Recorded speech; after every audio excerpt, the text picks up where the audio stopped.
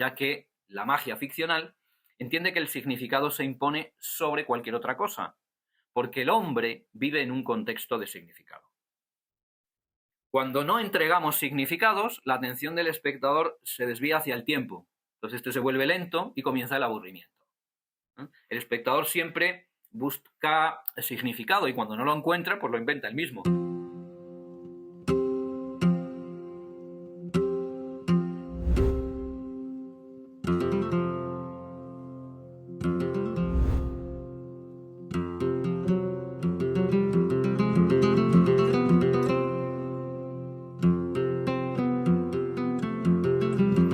Hoy vamos a hablar sobre la concepción ficcional de la magia de Gaby Pareras.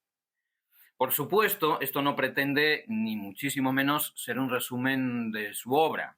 Voy a tratar de exponer algunos de los puntos que considero claves para entender su concepción, con el propósito de que, bueno, a quien no se haya aproximado anteriormente a sus textos, le pueda servir como una pequeña guía. Claro, el lector avezado de la obra de Gaby advertirá que se han omitido muchos conceptos que, aunque constituyen parte importante de la concepción ficcional, pues estimo que no pertenecen al eje que la vertebra, ¿vale? O que son modulaciones de conceptos provenientes de la concepción estructural ascaniana. Como podría ser, por ejemplo, pues la teoría del camarero, ¿no? La soldadura de movimientos, el final subjetivo, la técnica inteligente, ¿no? Etcétera, etcétera. Gaby, influido por sus múltiples lecturas, por sus innumerables búsquedas y después de analizar y someter a una crítica sistemática los presupuestos, por un lado, de lo que él mismo bautizó como magia realista, ¿no? Encarnada en la figura de Juan Tamariz, y por otro, toda la concepción estructural ascaniana. Bueno, pues después de eso fue estableciendo pues un poco las bases de lo que se conocería como la concepción ficcional. Entonces, comencemos hablando sobre la definición de la magia ficcional, ¿no? Pese a los acalorados debates que algunos de sus amigos, discípulos y alumnos mantuvimos durante 10, 12, no sé, 15 años sobre si lo que hacía un determinado mago era magia ficcional o no, ¿no? Y a los esfuerzos por conseguir que Gaby se manifestase al respecto, pues bueno, digamos que Gaby permanecía impasible, ¿no? Siempre dijo que no tenía intención de definir qué era exactamente la magia ficcional, que no consideraba ni necesario ni interesante que se pudiera dar una respuesta categórica a aquellas preguntas. Que lo que realmente le interesaba era inspirar, despertar inquietudes, vamos. Al margen de que Gaby tuviese o no intención de definir su concepción ficcional de la magia, hacerlo se antoja una empresa complicada, ¿no? Por la siguiente razón. Una de las principales características de la magia ficcional, siguiendo la manera amplia como él la entendía, es la de constantemente traer a la palestra temas que parecían estar superados, con el propósito de discutirlos de nuevo, ¿no? Y además pues de ir incorporando temas nuevos que no se habían discutido jamás.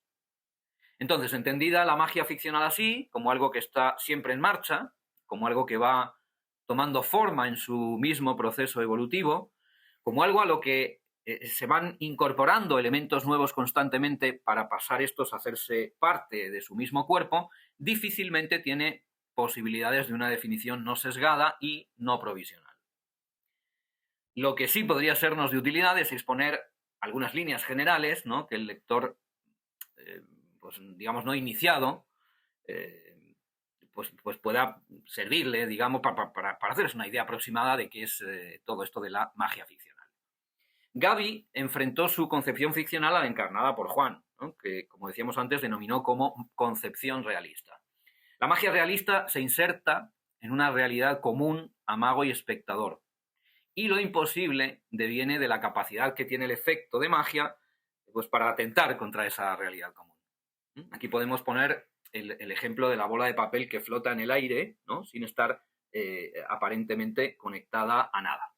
En esta forma de concebir la magia, digamos que entendimiento y emoción pues van por sendas paralelas, y el objetivo del juego de magia es rendir al intelecto poniendo énfasis además en las condiciones en las que se lleva a cabo el efecto. Un ejemplo es cuando el mago pues, pasa un aro, ¿no? Pues para demostrar que la bola de papel suspendida en el aire no está conectada a nada.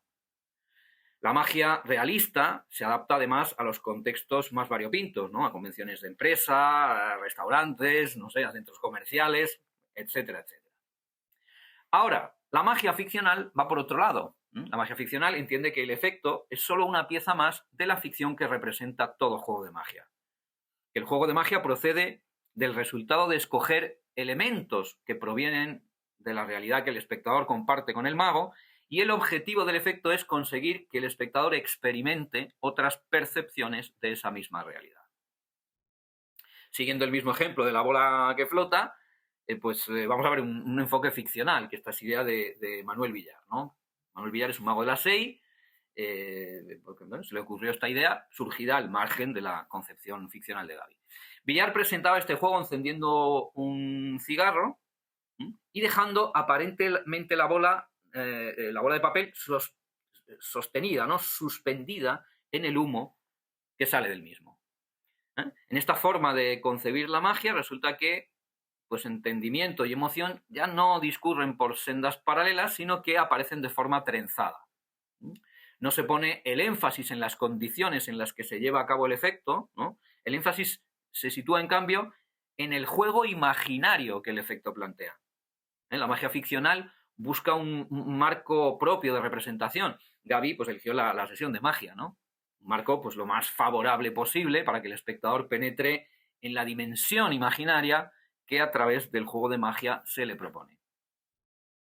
Algo muy importante para la magia ficcional es desde dónde mira el espectador. Lo que a ojos de Gaby caracteriza a la magia ficcional frente a la realista es, en primer lugar, la presencia del espectador. Gaby proponía recuperar la mirada que teníamos antes de ser magos, abandonar el lastre que supone nuestra carga de conocimientos adquiridos, ya sean técnicos, psicológicos, dramáticos, ¿no? Pues en un intento de saber qué ve el espectador desde allí. Eso es lo que permite que empiece a cambiar nuestra manera de ver la magia. Gaby solía decir que la magia ficcional no cambia el paisaje, cambia la mirada. Después está la diferencia entre efecto y fenómeno. Algo de vital importancia para la concepción ficcional, antes de ponerse a trabajar con el juego de magia, consiste en tratar de determinar la naturaleza del efecto. De la obra de Nels, Magia y Presentación, Gaby toma la idea del fenómeno y la modula a su manera. Aunque a lo largo digamos, de su obra, Gaby emplea el término de manera no unívoca, entendámoslo de la forma en que se indica en uno de sus libros, que es Alicante Ficcional. Entendámoslo como la interpretación dramática del efecto. Entonces, por ejemplo, en la versión de Tamariz del cochecito de Kurt Weinder, ¿no? El fenómeno sería el de animismo, es decir, dotar de alma a un objeto inanimado, ¿no? Que es el coche. En cambio, el efecto sería de localización, ¿no? Localiza la carta. El cochecito funciona así, ¿no? En el Sweet Apparition de Pepe Carroll, el fenómeno sería pues, un dominio sobre el azar, ¿no? Y el efecto sería de localización también. En La Dama Inquieta, de Ascanio, pues el fenómeno sería la rebelión del objeto, ¿no? Que está aquí, está allá. El efecto, pues el de transposición.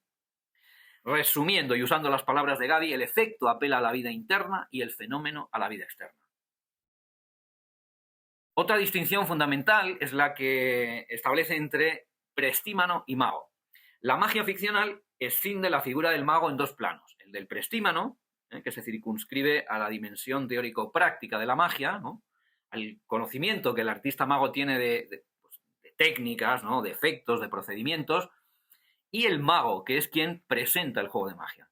La diferencia es parecida a la que se establece en el teatro, por ejemplo, entre personaje y actor. Por ejemplo, si un juego de magia tiene un falso final, es algo que debe saber el prestímano, pero no el mago. Si no se quiere atentar contra el juego de magia, claro.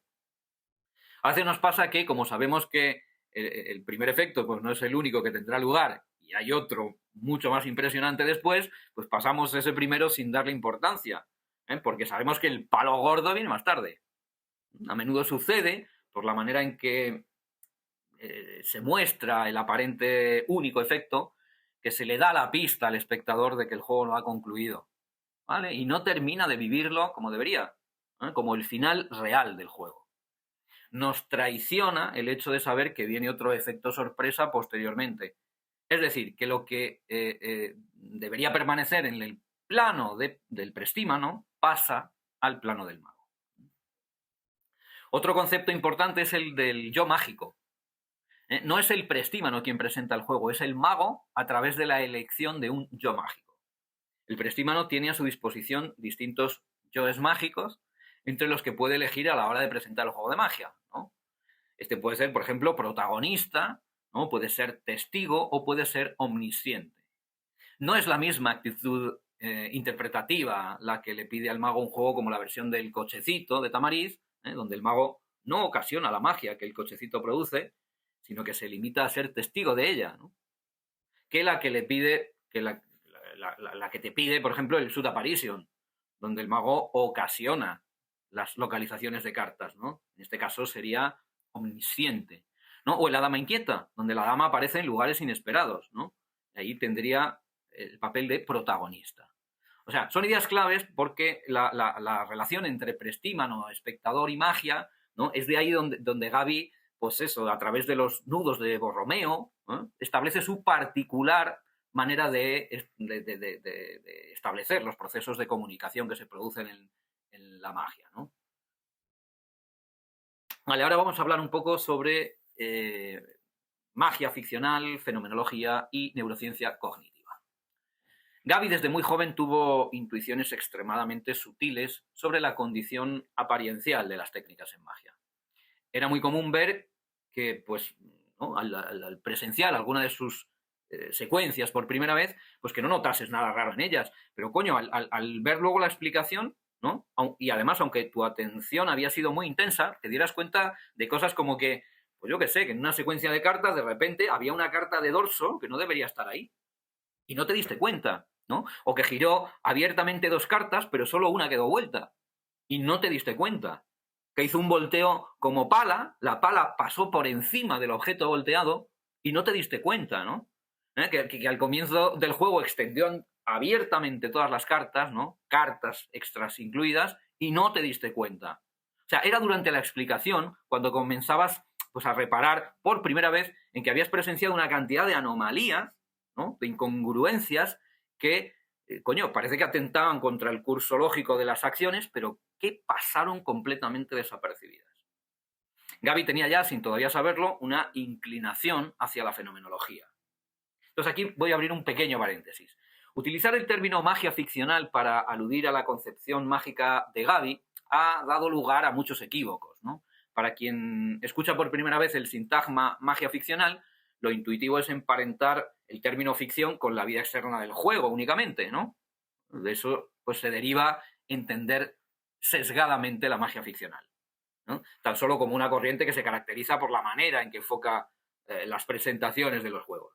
Claro, eso no es exacto, ¿eh? La magia ficcional, tal y como Gavi la entendía, engloba la vida externa y también la vida interna.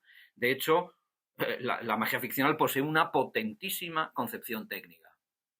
Quizás hubiese llamado menos a equívoco de, pues, denominar la concepción mágica de Gavi como concepción fenomenológica de la magia, ¿no? Por ejemplo, pues esto, yo qué sé, pues es por lo menos más fácil, ¿no? La fenomenología se puede asociar a toda su obra de manera transversal, ¿no? Más fácil asociarlo. Pero el término quedó como parte del vocabulario que ya usamos habitualmente los magos y, bueno, pues poco podemos hacer ya.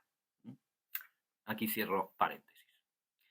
Con el paso del tiempo y gracias a sus lecturas sobre diversos autores y corrientes fenomenológicas, fue siendo cada vez más consciente de lo que hacía, ¿eh? Puesto que la fenomenología es una corriente filosófica muy amplia, muy diversa y se extiende además por distintas disciplinas, será imposible dar una definición que abarque todas sus vertientes. Aun a riesgo de ser poco rigurosos, pues trataré de explicar un par de conceptos clave para, bueno, ojalá poder orientarnos. Primero, fenomenología. La fenomenología es una corriente filosófica que trata de dar respuesta a la pregunta de cómo es la experiencia de algo.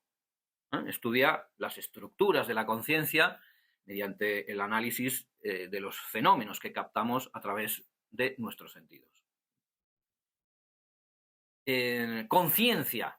La fenomenología considera la conciencia como un acto de conocimiento que se da a causa de la relación inseparable que se produce entre un acto mental, también llamado noema, ¿no? Un razonamiento, un juicio, y el objeto al que se dirige el acto mental, llamado noesis, o que eso es la vivencia, la experiencia, ¿no? Dado que no puede pensarse nada sin que haya pues, algo que pueda ser percibido por alguien. En esa interacción entre mente y objeto es donde surge la subjetividad del observador, y que le atribuye siempre algún tipo de significado a ese objeto. Significado. La idea de significado es uno de los ejes alrededor del cual orbita toda la concepción ficcional de la magia y tiene múltiples repercusiones tanto de cara a la vida interna como de cara a la vida externa del juego. Vale, señalaremos ahora algunas, ¿no? Por ejemplo, de cara a la vida interna, pues fue en torno a la idea de significado que se articularon los argumentos que terminaron por arrojar luz sobre el eterno debate de si la técnica falsa debe parecerse a la real o, como otros opinaban, la real a la falsa, ¿no? Gavi sostenía que ni una ni otra, ya que una mezcla falsa puede parecer tanto falsa como real, del mismo modo que la mezcla verdadera puede parecer tanto falsa como real, ¿no? Que su naturaleza, real o falsa, no evita de la necesidad de dotarla de una apariencia de mezcla, ¿no? para el espectador. Y que una vez que se logra esa apariencia, la pregunta por su naturaleza pues deja de tener sentido, ¿no? Esto aparece en la depuración constante de lo mismo. Gavi creyó ver rasgos fenomenológicos en la concepción técnica de Ascanio. Decía que cuando Ascanio hablaba de unicartidad, estaba apelando a la sensación de una carta, a su condición apariencial, al significado que el espectador da a la acción pues, de que el mago está enseñando una carta sin poder cuestionar que eso pueda ser de otra manera. La idea de significado tuvo una enorme repercusión en la concepción técnica de Gavi, ¿no?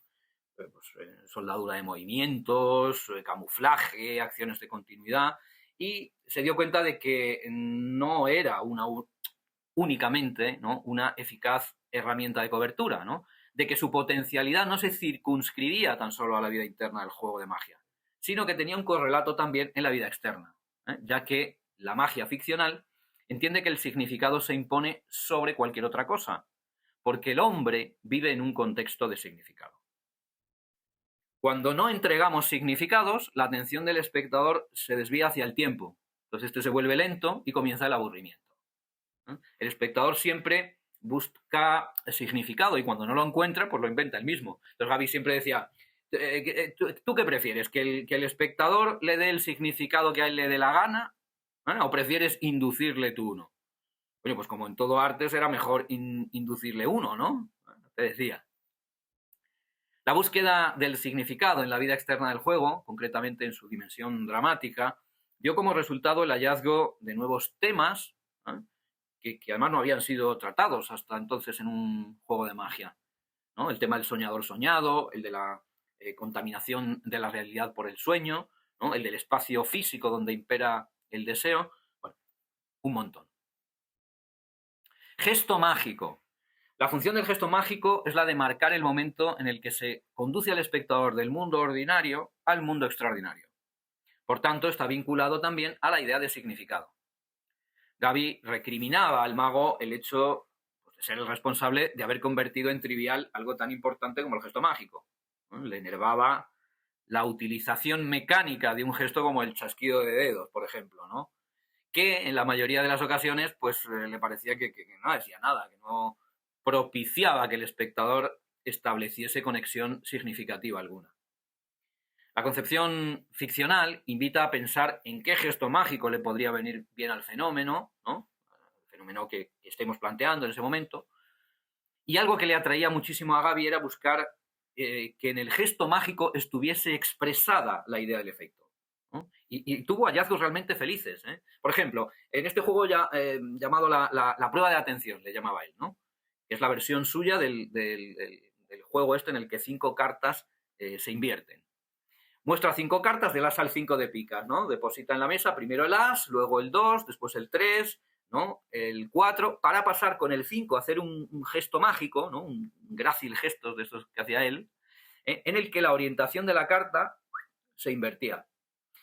Y después mostraba que esa carta era ahora el as, ¿no? Porque las 5 cartas invirtieron su orden. En ese ejemplo, ¿no?